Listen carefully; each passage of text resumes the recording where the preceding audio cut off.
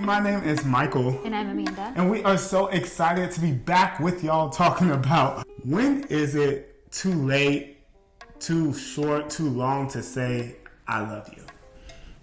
What do you think? What do I think? So you're going to make me go first. I went first last video. You should go first. Okay. I think that there are no rules whenever it comes to this. And I think at the end of the day, it has to be discussed. Okay. If y'all ain't ever talked about it and it's been 2 years, I feel like that's a problem because something hasn't come up yet. There's a conversation that hasn't been had yet. I feel like it's a lack of communication. I know some people who did not say I love you until their wedding day. But that was discussed ahead of time. That was already something that was agreed upon. So there was no surprise. It's not like the person was waiting around or they were waiting around and just nobody said it until the wedding day. Yeah. But it was agreed upon. And so it meant so much more because it's saying, I love you as my wife. I love you as my husband. And I didn't say this haphazardly. I really meant it so much that I would commit myself to you. And whenever we think about the word love, that's a word that comes with action. Not just feeling, not just emotion. So people could haphazardly say, I love you, but not mean it. Facts. You have to put action behind it. Yeah. So if there's a conversation about when I love you should be said, then however long it takes is however long it takes. However, when there's no conversation about it, a lot of times people associate the words I love you with commitment.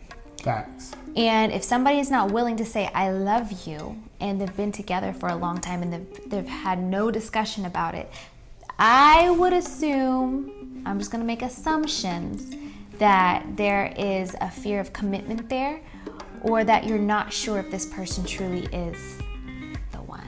Yeah. What's your perspective? I feel like when people talk about I love you and say I love you, I feel like they make a big shebang about it, but honestly, there are so many times where, like, love is shown, like you said, by action more than it is by, like, your words, you know? And so I think that whenever you read, like, the book, The 5 Love Languages by Gary Chapman, he talks about, like, the 5 love languages, one being words of affirmation, but the other one being acts of service, physical touch, gifts, and quality time. Like, you could show your love for somebody by, like, the time you spend with them and, like, serving them or whatever. And so my love language is acts of service. And because it's acts of service, like it's nice for Amanda to say, like, she loves me and stuff like that. But I'm more of a what do your actions say type of person. Not just with, like, Amanda, but just in general. But Amanda, on the other hand, her love language is words of affirmation. And so even on the way here in the car, she's like, do you love me? And it's just like, babe, we've been together 6 years. You know I love you. But like, so I think it really depends on the person. Like, for some people, saying it means more to them than others. But you have to know your significant other well enough to know, like, all right, I should probably get on this, or it's not that big of a deal. We'll say it one day. I also feel like there needs to be an understanding of what love means. Because many times when we say I love you, we're saying I have an affection towards you or I really like you.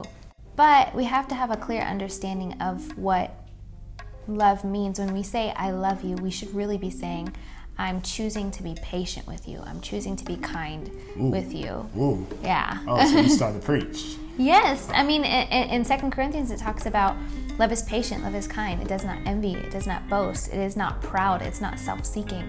So I can say to Michael, I love you, but I could be super selfish. I could be super proud. I can not forgive him, but I'm just like, I just love you so much. And that's not true. I don't love him that much if I'm saying that.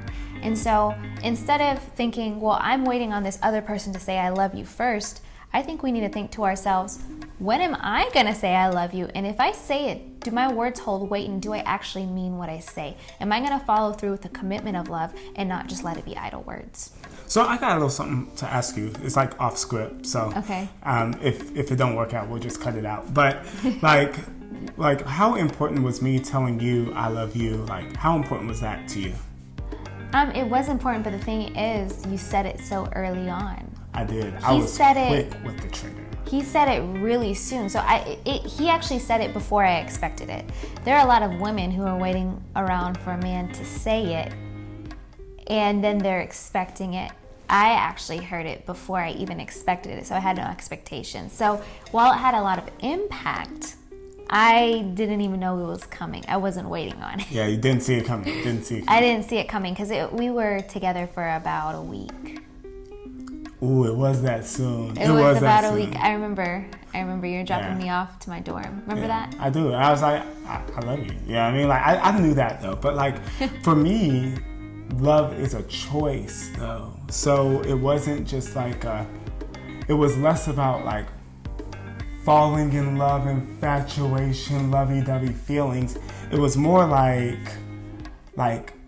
you're the person who I choose, who I'm going to choose to love forever. You know what I mean? Like, and so that's why it may have been weird. I mean, it worked out. I mean, but you know, it was cool though. Like, I think that like my actions showed that I really did choose to love you. So in that moment, were you thinking to yourself, this is the person I choose to love forever, when you said I love you? Yeah, I mean, because remember we ever like, what did I tell you before we started dating? The next person you date is going to be your wife. I told you the next person I date is going to be my wife. So I had already made a decision and a choice to love whoever that person was, like, pretty soon, right off the bat, pretty quick. You know what I mean? So I think that for me, like, love is more so, I'm so logical, you know what I mean? And like, but there was a lot of emotion in that too. Yeah. I feel like you put up a front right there. I am putting up a little bit of a front. Because we were a little sprung in the beginning. I'm a lot of sprung. I'm still sprung. Me too. You super girl. So yeah, anything else you want to say about like people saying I love you to one another and stuff? I think whenever it comes to men, I think that when they know, they know. Oh, that's a fact. That's so true. Like, many guys, contrary to popular belief, want to commit, but they want to commit to like what they want. What they're sure about. And what they're sure and certain about. And, so, and when they're sure about it, too. That's so true. I would just say, like, evaluate the relationship, you know? So many people don't value themselves enough to believe that they can have better and do better, and so they settle for somebody who is like halfway committed, and then at the end of the day that person don't end up sticking around anyway, and then you wasted time, effort, energy, like just so many things. So I mean, just know that you have value and worth. So the end goal is marriage, right? The end goal is marriage. Yeah. So if you've been dating someone for a while who will not say I love you, and there hasn't been any kind of agreement or conversation about it, imagine you marrying that person. I mean, I know for some people, if those words have been held out for such a long time, they'll start to have conversations about it and say, hey, like, why haven't you said I love you? And then those words may become forced or strained, and then the relationship becomes this contorted thing that wasn't out of like free will or the truest emotions, but out of guilt, obligation, duty, and imagine getting married and it staying that way, and it not being pure and true and from the bottom of your heart. So I would just say, if it's just not happening, I would have a conversation about it and see like if you want to move forward, but I wouldn't force the words. Yeah. I think that's it. I really appreciate you guys hanging out with us and listening to this conversation.